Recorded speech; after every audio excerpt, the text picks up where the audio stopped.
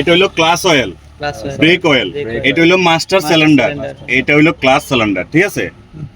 তারপর হলো Mobil check, এই যে হলুদ যে চিহ্নটা যে কোনো গাড়িতে এইভাবেই থাকবো, এটার নাম কি? মোবিল চেক অথবা অয়েল চেক নাকি। তারপর হইলো অয়েল যেটুকু প্রয়োজন হয়, যদি ইঞ্জিনে শর্ট থাকে অয়েলটা পূরণ করে এটার মাধ্যমে, এটা ঘুরেলেই খুলে যাবে। আর এখানে যে যে চিহ্নটা আছে অথবা লোগো, এটা কিন্তু আমাদের ড্যাশবোর্ডে আছে। যদি ইঞ্জিনে কোনো রকমের অয়েল শর্ট হয় তাহলে এই লোগোটা লাল বাতি কি করব, বোর্ডে মিটারে শো করব, ঠিক আছে। এখানে আসো, এখানে হইলো এটা হলো মাউন্টিং বুশ।